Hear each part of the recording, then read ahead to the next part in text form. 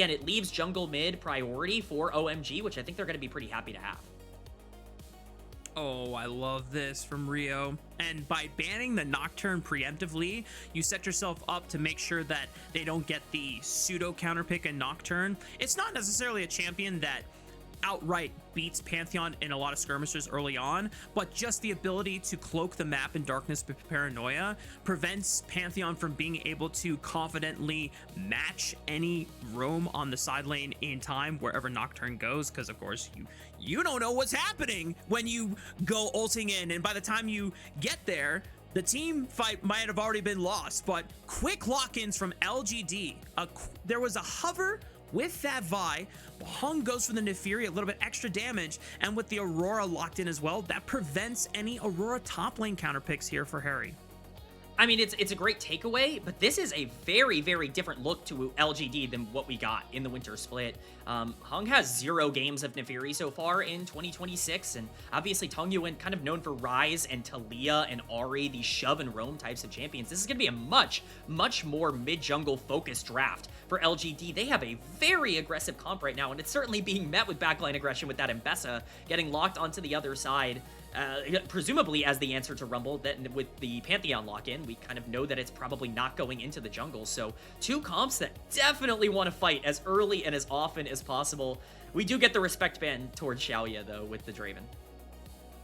Always got to be careful of Shaoye's Draven whenever he is on the Rift, and even if you try to pinch out the AD carry pool, the way that LGD is lining up their composition right now, when you have something like a Nephiri, you don't want to have to play the map super early. Obviously, Nephiri has strong damage to bring to ganks if the setups are made for her, since she doesn't bring any setup. She's just a very binary type of assassin. She goes in, she blows you up. If she doesn't, well, she has one escape tool with the W, and that's it. But if LGD are kind of setting this up, they need priority in their lanes. They need to make sure that they are winning, and I love that OMG are also taking away the Ashe as well, because neither Ashe or Seraphine was really focused in those first 3 picks or bans here.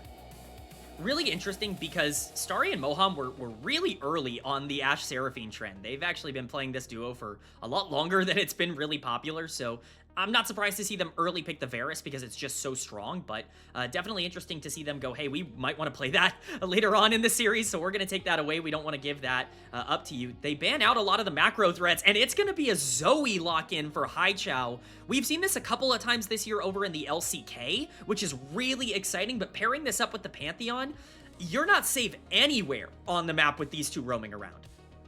I just love that Zoe is popping up more now that we have a lot of Ezreals and even Jaces popping back into the meta. Not necessarily in jungle anymore.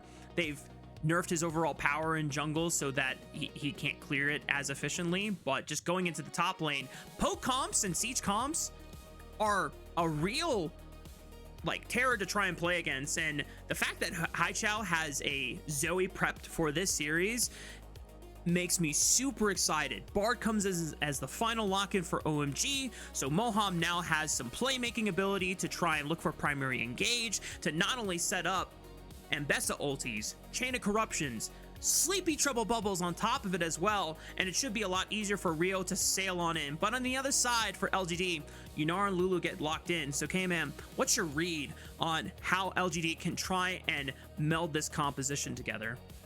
I like the comp from LGD. I mean, the later you go, the more inevitable this becomes. You cannot run into Nephiri, Yunara, Rumble, Aurora with a Lulu. Like, that is going to be incredibly difficult to have to fight into. You have so many different ways to peel off of your hyper carry, whoever it ends up being in the back end of the game, whoever gets the gold. That OMG kind of feel like they're on a clock in a sense, but that clock is set at their own pace. You have Pantheon, you have Zoe, you have Bard. You have so many tools to roam around the map and be able to make whatever play you want. I'm really excited for this one because OMG are going to get to control basically every part of the early game, but if they don't make the most of it, LGD could be in a very scary position by the end of the game.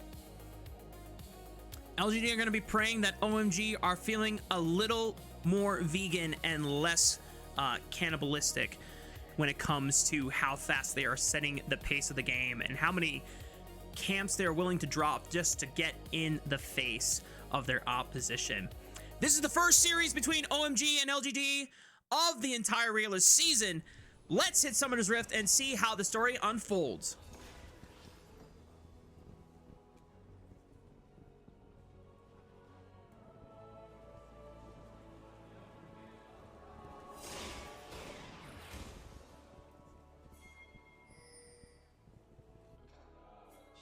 Where are my gyos? I know.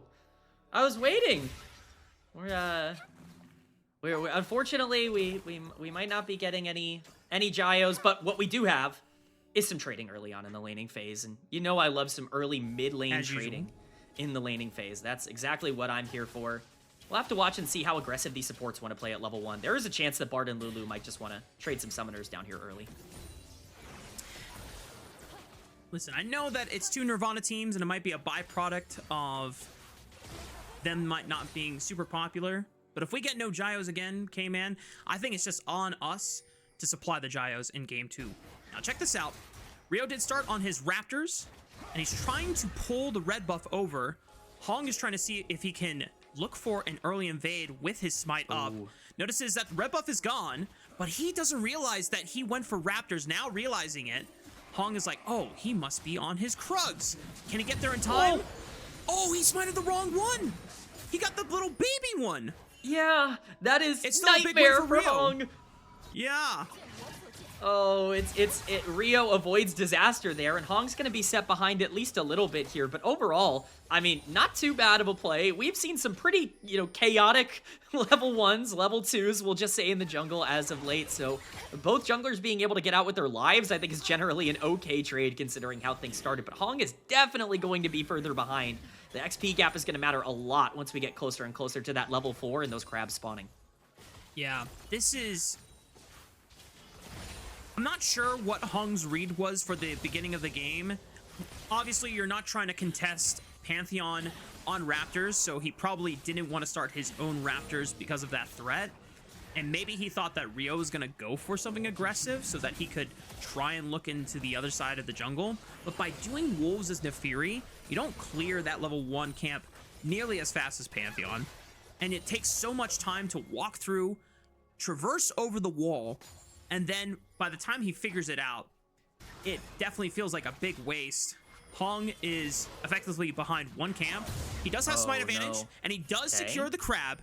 So we'll kind of salvage a little bit, but now that he doesn't have smite and Rio knows this, he's going to try to see if he can get any information. Notice that it's a red buff. Be a little too long for him to contest, so he's just going to go for the other crab and try to get some information on Heng's camps on the blue quadrant. Yeah, honestly, this really isn't all that bad for Heng, although pings are going down. I don't know if they want to give this crab over. We are really seeing some action early on. YCX making his way here, the inside track made by Heng. We could get a 2v2 fight right now. Shaoye cannot move, though. Starry is able to push the wave back and is contesting him. You can see that there's constant communication between bot lane and jungle and being able to relay, hey, can you move? No, yes, maybe so. And at the end of the day, the push and pull, patience is rewarded for Rio at the end. Heng will still have some camps to be able to return to. He's got respawn wolves to play to. So, pretty back and forth jungle pathing. But I will say, Kman, as a jungle main, it is so exciting to see jungle be a lot more fluid and adaptive rather than just full clear reset, full clear reset, full clear reset. Oh my god, Burdol? Solo kill under the tower? Okay! Burdol, first game back in the LPL, and he makes a statement, pushing Hery in and taking first blood. Welcome back, Burdol. That is the player that I remember in terms of the crazy flippy plays. We set this up in the pre-show, Raafaa. You're going to get some of the best and some of the worst that you've ever seen. Burdol's saying, hey, you gave me Rumble in my first game back in the LPL. You better believe I'm going to try and carry this one. He gets that kill on the top side. He's able to complete those tier 2 boots very early on. I'm super excited to see what they can do with this lead. Heng obviously a little bit behind, but now he's got a very clear side to play for if he can go back top. Obviously, giving the kill back over isn't super ideal with that Hextech now done for Hery, but still a very, very nice advantage for that Rumble to be able to get that first blood. It's going to set up potentially an angle for Heng to now play through topside now that Hery is going to be down one less escape tool in that flash. Public execution and equalizer now available for both of these top laners. So we'll see if it becomes a hotspot for both Rio and Heng. But with Rio clearing these top camps, and I still want to emphasize the fact that OMG kind of on a timer with how many scaling factors are on LGD's side, mostly in this Nephiri as well as the Yunara Lulu.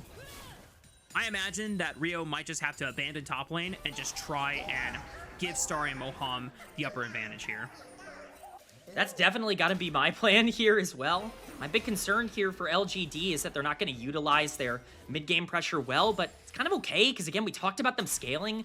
This is a situation where, I was going to bring this up with Heng earlier, kind of okay that those plays don't always go your way in the early game, because you have this luxury where, as long as you're not completely bleeding out, you could feel comfortable being down a little bit going into the late game. For you to be able to find that kill early just gives you the flexibility of saying, hey, maybe we do want to play for bot lane, maybe we do want to put our resources down there early. So, we'll see. I mean, we're actually going to fight right now. Oh, Rio was trying to fight for the second crab, but didn't have mid collapsing first, so Heng takes the kill onto the Pantheon. Burdol collapses in. Hery's able to trade one back onto the dogs, so neither of these junglers are going to hit level 6 yet. It was quite bloody at the end of the day, and the fact that both supports managed to sneak all the way up to the top side just goes to show how cataclysmic this battle between both of the junglers is determining the series outcome. Well, yeah, I mean, they were able to sneak up. Look at the vision coverage on the map right now, Raafaa. It's not very good, so definitely a nice play to be made. It's really important to get gold onto this Nephiri. LGD are going to feel pretty comfortable with this trade. I think the more you go even in this early game, the better it is for you, but with Grubs spawning in 45 seconds, the question now is, with those resources put on the top side, how much do you want to utilize them? We see Heng on the bottom side, trying to protect his bot lane in case of a potential Pantheon dive here. So many of those ultimates burned. See exactly how they might want to use it. Moham's got to be careful in this area. Still has flash available. Magical Journey is a wonderful thing. Shaoye pops the ultimate just to get some lane pressure and force prio in this bot lane. Dragon might be an objective that LGD try to look for, but with Rio showing on the bot side of the map, Heng is going to call it off, and might just be a give and a reset angle for this bot lane. Yeah, it definitely feels like, again, just slowing the pace of the game down, not really worrying too much. Grubs have now spawned onto the map. We see the pings coming down.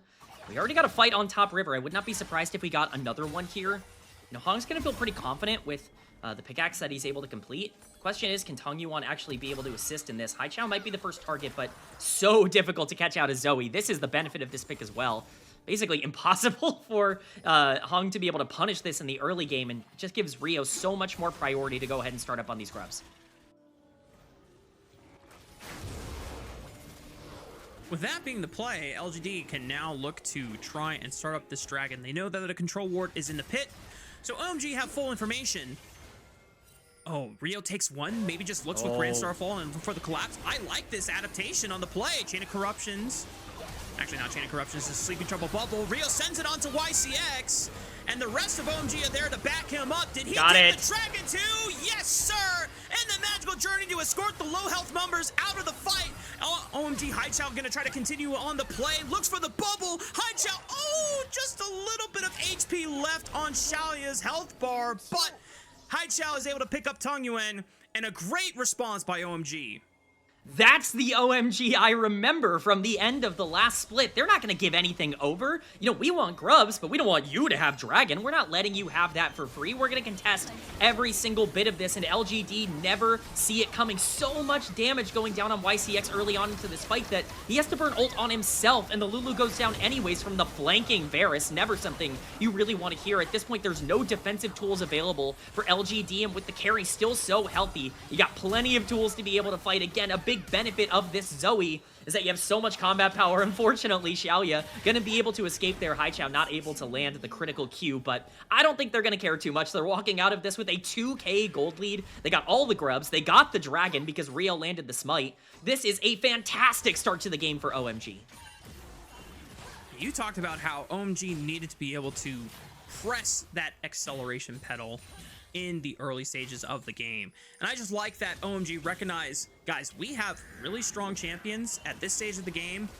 They're giving us an opportunity to fight. We cannot waste this window. And just making the call to drop the rest of the grubs, use your global tools, make the collapse happen, and just trust. Because you could argue that like the setup for OMG may not have not been the safest, since a majority of the LGD members were already grouped up in there, but just trusting in the execution gets them the overall win. Now, gold lead wise, it's just under 2,000, so it's not demoralizing for LGD. It's not irrecoverable. They just need to be able to get to that stage of the game and make sure that there's no further bleeding. Agreed. You can't bleed out here. The biggest problem that they have right now is the 2 kills on Zoe. They have to make sure to not exacerbate that problem specifically, because that's where things can start to get a lot more problematic in terms of trying to check these areas. Look at the vision coverage on the bottom side from OMG. They have full control over the bottom side of the map, and they are using it to push out LGD's bot lane. I mean, this is a Yunara Lulu that cannot even farm. That is a big win condition for LGD, set very far behind. And it's Starry on the other end who's getting so many of these plates and able to collect so much gold for the side of OMG to even grow their lead in the mid game here. Shaoye walking up. Oh! Wait, that's a lot of damage. Wow, wow, wow, wow. Shaoye forced to pop the ulti just to be able to fend Moham off with the empowered W. I'm really surprised that Rio didn't commit to staying on the dive. I thought like they could have just sent it, but I'm imagining that Rio is probably saying in comms, I need to go. I can't stay here for too long because I don't know how many camps Heng is taking from me on the top side. And even if this is good for you guys, I need to make sure that I'm not letting Nephiri get back in the game, because anywhere Rio is not and doesn't have Grand Starfall, that's always an angle for Heng to recover LGD back from their game state. That is perfectly fair. You never really want to let this Nephiri get out of control. You already have a big lead on the bot side, like we said, with all of those plates collected and all the gold going over to Starry here. It's not just Haichao now that has a big lead. It's a 1.5k gold lead for Starry on the bot side as well. Yomu's completed as we get some trading in the mid lane here. He's going to land the bubble. Oh, ult pop just to be able to disengage that situation. Haichao looking fantastic on a champion that very was aggressively picked in this draft. It's really working out for them right now. Yeah, and now it just comes down to how well he can continue using it outside of lane. I think that was always one of the funny things that Cubby, who we know is a big fan of Haichao for all the true LPL fans here, at least of LPL English. He loves his laning phase. He just makes decisions in the mid and late game that sometimes can be super questionable. But what's not questionable is OMG forcing this play onto Shaoye, who still does not have flash, and Haichao picks up his 3rd kill of the game. Yeah, something tells me that Zoe Varus Burst doesn't feel very good for Yunara, especially Yunara, who has yet to complete an item. Starry taking down that turret. This is a demolition on the bottom side of the map for OMG. It's fantastic map movements, and they don't even need the Pantheon to do it. They're controlling the map without even utilizing the ultimate. They still have that tool available, and we're 20 seconds away from a dragon that is going to be massive. If OMG continue to stack these, that takes away another piece for LGD to start getting themselves back into the game, and it gives even more stats over to OMG. Look at the gold difference. The carries are online, and they're ready to take over. Exactly. And yes, while Heng has a little bit of an advantage over Rio, they've been able to put enough investment into both this Haichao and Starry sniper artillery backline setup that any objective that LGD try to contest, they have to brute force their way through bubbles, paddle stars, and piercing arrows. And if they walk too far, Chain of Corruption, Sleepy Trouble Bubble, yeah, good night for you. I mean, you can't set up around these objectives at all. Like, OMG are going to have full vision control, and if you're walking blind, I mean, you already said it. Like, it's doomed. There's no way to be able to get back. Look at Haichao. He's already threatening so much, and he's only going to get stronger. This dragon is completely free for them, and this will only get worse. One thing that this is really going to exacerbate, YCX has been criticized in the past for some of his vision control in the mid game. It's going to be paramount that he tries to get as much done as possible here on the Lulu, or this game is going to spiral out of control incredibly quickly. It's definitely going to be his responsibility, but I also don't envy his position to try and scout for vision as an enchanter when he has to make sure he's not getting scattered out by a random Sleepy Trouble Bubble from Fog of War, or worse, Bard setup from Cosmic Binding, Tempered Fate. Haichao, though, Might get ganked here. Immediately pops the barrier and just walks away. And it looks like Burdol is going to have to now give up this lane over to Tangyuan, as Moham is here for backup and providing some necessary vision control for Haichao. Yeah, Moham doing a good job moving around the map. It feels like basically everywhere that LGD have looked to make plays, the Bard is there to answer. This is the kind of map impact that you need to have on this champion, and Heng might be the next target. It's jumped on by Rio. Still has his W available to avoid any further damage. Just takes a quick hop backwards, and he's totally fine. You know, I never realized this, Kman, but Bard is very, very annoying for Neferi because that Cosmic Binding will proc on both you and your little pack mates. It's the one time where you are betrayed by your little dogs, because it's so good at being able to block skill shots, but that one interaction in particular, not so beneficial. Yeah, it definitely doesn't feel very good to get stunned by your own kind.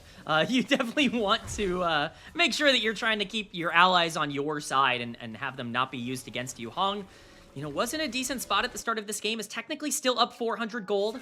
That's despite the fact that you have 4 assists on the other side. He's done a good job to be able to keep up and actually take the lead here in terms of CS, if very briefly, but a lot is going to be on his shoulders and on Burdol's shoulders. We highlighted Burdol, the new player coming back here for LGD. This Rumble is still in a pretty good position to be able to take over. You're not looking at the tankiest comp in the world on the other side. If you're able to stay relatively untouched, that equalizer and just generally standing in the middle of the enemy team can still cause a lot of chaos at the end, and you just need to buy a little bit of time. Tangyuan trying to set up something on the Starry.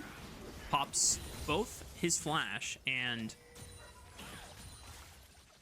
did I see a barrier? What was it? Oh, is the locket shield. I was like, this guy took TP. That's not possible. Oh, repeat visit. Oh, flashing from Shaoye. Nicely done, and they even get the Mikhail's cleanse to make sure that he is not tagged under tower by that chain of corruptions. There we go. That's what I mean. Utilize this Rumble ultimate. Start taking people down. This champion is incredibly strong, and Burdol is in a good spot. That's how you capitalize on, you know, your strength on the map and get gold into the right pocket. This time going into Yunara. Haichao is going to get a lot for it on the top side with this tower going down, but you have to get gold somewhere, even if it means sacrificing. OMG are going to be fine with this trade. 2k gold lead on the Zoe at this point, but, you know, this Yunara is eventually going to become a bit of a problem for them. On LGD to make sure that they are finding ways back in the game and stalling it out so that OMG just don't run away with this one. Getting ahead of the curve now that Starry is still without a flash going into this third dragon fight. Still going to be a little difficult for LGD to brute force their way through the choke points against all the poke. However, if you are able to find Starry and pinch him in a choke point with this Rumble ulti, then you can at least try and make plays with picks and just try and diminish that gold lead as much as possible. We'll take a look at quick item spikes coming online. Haichao still biggest man on campus here with 2 items, Ludens, and of course the Rage with the Proto Belt rages on, even on someone like Zoe. Yeah, one of the things I was actually really excited for with that play is I thought Yunara might have that second item done for this dragon fight. Shaoye backed and did not have that full second item. That is actually a really massive miss. I thought the kill would be enough in order to get that gold, but with Starry having those 2 items completed, dragon spawning in under a minute here, this is sole point for OMG, and once again, thank you observers, no vision on the map here for LGD. They're walking in blind into Zoe Varus. This is a nightmare scenario, and they're down in resources. YCX eventually wins the vision war on that specific bush. That's one little piece of light that LGD can try and find their way back in through this jungle. But the rest of it, complete darkness. And with Haichao constantly proccing bubbles over the wall. Oh, no. That forces the Mikhails out of YCX. And Rio's going to send it. Maybe a little too ambitious there and probably forgot, oh, hey, he's got a cleanse. Because by the time you send it and you see the, round 2? Oh. It's insane. Oh, wait, we got an ult! More fighting. Public execution was sent on to Burdol, but no one could really follow up on it. But OMG just using their tools to try and keep LGD at bay. Haichao continuously flying over the wall, using that portal jump, getting vision, poking out LGD. And once again, OMG are able to secure for themselves another dragon without any real challenge. I mean, this is the problem. LGD are like, oh, thank God, we have 45 disengage abilities that we can use. We have Flash, we have Cleanse, we have Neferi going invulnerable. We have so many different ways to get out of here, but we have to burn all of them over and over again, and somehow it still leads to us giving over Soul Point for free. This game is getting harder and harder to imagine a world to come back in. It's Hextech Soul for OMG. Look at the comp that you're playing into with Hextech Soul. Good luck being able to fight your way back into that game from that position, down 2,000 gold on a Zoe. You know, I like the scaling here, and I do think there is an element where you can say, hey, we understand that we win in the late game, but at some point you have to get gold onto your priority target. Shaoye being able to pick up a kill in the mid lane is a good thing. It takes a lot more than that, and right now they're just burning all of their resources just to survive instead of actually pushing the game forward. Shaoye's flash is coming up in less than a minute's time, so that might be the angle for where LGD can look for something proactive here. 2 items on both this Yunara as well as the Neferi. This is probably going to be the strongest point that they can find themselves before OMG force them to check that 4th dragon of the game. And LGD, I think your best bet is to try and find something well before that happens to get some of that summoner spells off of cooldown. Try and burn some of these ultimates. Look for windows, because if you wait until then, oh no, that's not what you want to see happen if you are LGD. Burdol getting soloed by Hery in the side lane. Oh man, we really are getting the full Burdol experience in his first game back, aren't we, Raafaa? As Moham? Back and forth. Cosmic Binding. Shaoye is saved by Mikhail's once again. Pops the ultimate, tries to look forward with Heng, but cannot get in range to send it with the Hound's Pursuit. Rest of OMG just hightail it out of the jungle. Again, that's so many resources from LGD burned on a play where they had to play defensive. Haichao just continues to split push on the top side. Hery gets his split push kill onto the bottom side. And you've now burned Lulu ultimate. You've burned Yunara ultimate. Flash is coming back up, but there are so few tools where we'll actually get a replay here of what happened. Burdol just not respecting the damage. He even misses the ultimate. I presumed he got in on the ult. It's just, nah, I'm gonna flash in. I'm just gonna hit you with my damage anyways. Who cares? I'm Mbessa. I can kill you from any game state. You think you're Rumble? Well, you know, there's always something a little bit stronger out there, and unfortunately for Burdol, I think that was a welcome back to the LPL moment. Kman, I think the funny narrative that we can just accept this as Hery purposely missed the ultimate to give Burdol a false sense of security, and then just commits with the flash anyway. Obviously, that's probably not what happened, but it's funnier that way, as we now find ourselves 2.5 minutes before Hextech Soul for OMG, now almost 5,000 gold ahead of LGD. Yeah, 5,000 gold up, but certainly not, like, the game isn't over. I want to stress that. I do think that there is some way back here for LGD. It just takes a good pick and a good fight win. If you can start getting some of these objectives, they're trying to get some vision around this Baron. Dragon's still 2 minutes away. Obviously, they're not going to go out and start it, but we've seen a lot of teams try and pressure out some of these objectives by, you know, at least being willing to trade. And again, if LGD can win one team fight, if they get a couple of kills onto Yunara, if they get a couple of kills onto this Rumble, you know, the Neferi as well, like, things can change pretty fast with the Baron buff and being able to slow down some of these soul point takes. So OMG definitely need to make sure that they continue to keep this up. I really like the way they've been playing the vision game so far. I think Haichao's done a great job continuing to pressure out side lanes instead of grouping and just basically trying to force these plays to happen. You're up enough gold as it is, so as long as they keep their head about them and continue to play the map well, they're in a good spot, but all it takes is one mistake. Yeah. And with LGD's comp, once again, it does have a nice scaling factor, but something that we never really properly addressed is who is engaging for this team when they are forced to make the plays and make the picks, because there's no hard CC other than someone going deep into the backline and then getting wild growth for an AoE knockup. And that really is either Tangyuan's job or Heng's job. And I don't think either of them, when they're behind the gold curve, love the prospect of going into the rest of OMG's comp, as Heng gets slept, pops the W, is able to evade danger for now, but another bubble lands. This time it's onto Aurora, and constantly LGD have to pick and choose their battles. Anytime any of these members get slept here, it is just suddenly danger, danger, danger for the LGD members. This is the problem. You can't walk in and Burdol. Burdol face checks the banana brush. And you said it best, Kman. We're going to see the best of Burdol. We're going to see the worst of Burdol. And unfortunately, at some point, someone's got a face check for the team. He is the best case scenario, but without anyone there from LGD, it's so easy for OMG to just single him out. I mean, yeah, if you want to not do things to get your team back in the game, that would probably be number one, is see your entire team get chunked out under zero vision and then walk in alone to instantly die into the pit that you know they're in.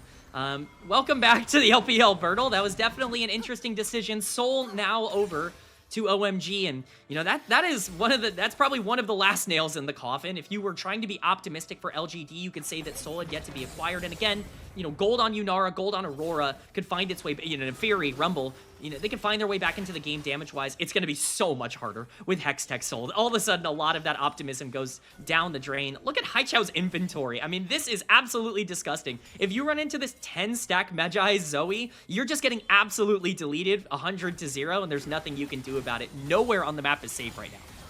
That's right. It is always a pleasure to see Haichao playing incredibly well, because maybe not similar to Burdol, but we have seen some highs from Haichao, and we've seen some lows from Haichao. But whenever we got a super high performance from Haichao, it's just a genuine pleasure, because we did not expect this Zoe pick to come out. We didn't even know that this was something prepped for his champion pool.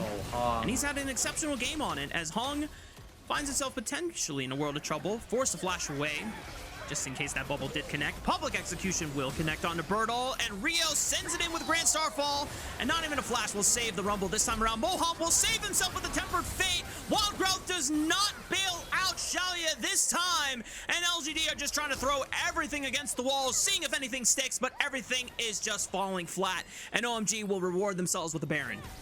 That's the most slippery wall I've ever seen, if that's what they're throwing at. It is not working. They cannot find their footing anywhere in this game. That's Baron over to OMG, and that is probably the final nail in the coffin. If you were looking for anything to get back into the game, having a fight that is completely disconnected, where it's an isolated 4v3, where nobody's on the same page, that'll do it. You do get the flash out of Haichao. I guess that is something that you weren't normally getting. I'm just kidding. It was a fake flash, and we'll talk about that a bit later, but we'll get a replay of this. Again, they're just so disconnected early on. Burdol is on the flank here, but he's on the Mbessa. That is the single worst target you could possibly be on. Heng has already lost half of his health bar and his flash for this exchange. Neferi is not going to be useful. Tangyuan is already half health as well. Moham can just self-heal. He's got the ultimate. He's got the tunnel to be able to get himself out of the fight. There's no target. There's no one to find for LGD. Every single time they look for a play, whoever they go for just immediately escapes and everyone dies. Yeah. I mean, LGD, when we look at the lack of hard CC on this composition and primary engage, the only thing that you can ever hope for is catching OMG when they're all bunched up in a small, narrow angle or corridor. But fighting on an open battlefield like that, where there's plenty of space, it's always going to be a big challenge, let alone the fact that they are now 9,000, 10,000 gold behind. And here begins one of the strongest points of OMG's composition, the siege. Yeah, I mean, if you thought it was hard before, they're going to be able to take these towers for free. You're starting every fight at half health. I'm not even sure you can defend your base at this point, as they have to stand here watching. OMG just continuously fishing. Okay, there's the combo. Heng goes in, gets Wild Growth for the knockup. And unfortunately for him, he is not being allowed to really continue for further kills. Ends up being a 1-for-1 with Tangyuan falling first, but Heng will fall next as Haichao continues to send Paddle Star after Paddle Star, sleeping them with a drowsy bubble next. And OMG, with an insanely dominant Game 1 win over LGD, kicks off our first series. Raafaa, I'm getting converted. I'm starting to believe you put OMG at the top of Group Nirvana. My heart is beating. I'm feeling it right now. Oh my god, what a game number Producer one. Ice, show us the Group Nirvana rankings again. Let's do some real-time rankings switching around for Kman. We might not be able to actually manipulate the graphic, but we can try and draw it with our hearts and our eyes. Just do a little imagination. So, obviously, we still have OMG over LGD. But if you wanted to make some swaps right now, what would you do here? Well, OMG are clearly going to the top. I mean, this team could beat BLG right now. That's my takeaway from game number one. Nice. Haichao's the best mid laner in the entire league. Someone send that to Cubby. And LGD, they're going to the bottom. They're going to the bottom of the rankings. They are a reactionary Clearly the worst. You know, jokes aside, I don't know, man. This team looked better than LNG did in their previous series in game 1. That I will definitely say. There we go. That's what I'm saying. Oh, excellent. Oh, we got some real-time drawing from Producer Ice. Shout outs to them. And yeah, you know, I was surprised to see you put Thunder Talk all the way at the bottom because it has a lot of your favorite prospects on that roster, Kman. What can I say? They're my favorite prospects, so I know how to rate them. I've watched a lot of their games. I know where to put them in the rankings, but damn. I don't know, man. After that first game, LGD's got a lot to prove. I really do think that you need to be able to go out there and stall games out. You need to understand exactly when and where to take risks, and it felt like their risk management in game number 1 was rather poor. They didn't really understand exactly where to put the resources when they had them. Heng gets into a lot of trouble early game because of a pretty disastrous invade for him, and it takes him a while to catch back up. Just a lot of mistakes that I think they need to clean up going into game 2. Yeah, I don't know if we have an ability to look at the draft again, but if we do, I would love to see the order, because from memory, we saw the Rumble, Nefiri, and Aurora picked first. And it's a very strong, damage-heavy combo. Oh my, wait a minute. I don't know if they see this or not, Producer Ice, but we're seeing something different on the screen. Okay. Just wanted to make sure. Gotcha. Okay. Producer Ice is trying to see if they can recover the draft here. But Rumble, Heng, and Tangyuan, very damage heavy, but there's no hard CC within that 3-man core. We didn't get a chance to point it out because I think we were honestly just a little more hyped about the prospect of Pantheon coming into play and just kind of looking at, all right, what are the bot lane pairings going to be? But Yunara Lulu, strong bottom lane carry if set up for success. But something I'm starting to think about more, Kman, is making sure that if you have like certain parts of your composition that require support and resources from your lanes, like a Nefiri, then you need to make sure that your bot lane is something that can drop resources so that the Nefiri gets online. And I don't think it's possible when you're playing into Pantheon jungle or when you're losing push. And obviously, I don't know bot lane matchups, but it seems like Bard and Varus were getting the bot push war on them for a majority of the game. I think you hit the nail on the head, Raafaa. It's the too many cooks problem, where it's just, if everybody's a carry, nobody's a carry because no one has resources. And it's just really hard to be able to play those comps out. You're going to see top teams be able to execute this. I think in isolation, this isn't a bad draft because you're talking about the lack of engage, and I agree, that's a difficult thing to be able to approach. I think if your Aurora is strong enough in this game, then you can find a way to be able to get on the back line. You're so adept at going backwards, but asking a team like LGD to play a comp like this is just more difficult, and you're making the game harder for yourself for basically no reason, because you have a very specific way you need to win. I agree that simplifying the process, and especially for me, it's more about getting LGD on comfort. That's what they didn't have in game number 1. This team was playing Vi Ahri. This team was playing Talia. This team, you know, like they weren't trying to make all of these more specific, like very low frontline comps work. They wanted to find their engages in the mid game. They wanted to make the game as straightforward as possible, get their execution down, and just be able to get their wins by 25 minutes. This was the exact opposite of that, and they really paid the price for it. Yeah. When it's a composition like this, it's so dependent on making sure you don't get blown out of the early game super hard. And while we kind of talked about, hey, that 2,000 gold deficit isn't necessarily the end of the world, I think the fact that all the gold went into Haichao early and he was so respectful and disciplined with his advantage, there is no real way that LGD could actually force a way back in, because now looking at how the game played out, that bot lane river fight for the first dragon of the game was so condemning for LGD's gameplay, because Tangyuan can never move first. After Haichao now hits his first spike, he's constantly pushing him out of lane or chunking him. And then as soon as Haichao dips into fog and leans bot, Shaoye is terrified for his life because he doesn't know if there's a bubble coming his way, and then it's just incredibly easy for Starry to proc it or Moham to follow up. And yeah, totally makes sense. Cleanest player on the Rift here in game 1. I mean, this guy had a very nice KP and was a dominant side lane player. Like, that's how could you possibly ask for more than that? He was doing so much damage. He was able to generate such a big lead for himself. This genuinely was a fantastic game for Haichao. Now, the Zoe pick is in a great spot in this game in general. I think it's one of the strongest champions in terms of draft setup, but you still have to go out there and execute. And it wasn't just him running around trying to blow people up to get kills and, you know, really playing sloppy. He played very clinical League of Legends here in game number 1. And if OMG are going to be more stable, if they're going to be more clinical, if they're going to be better in terms of their execution, you know, they're going to be feeling pretty good going into this game number 2. Yeah, for sure.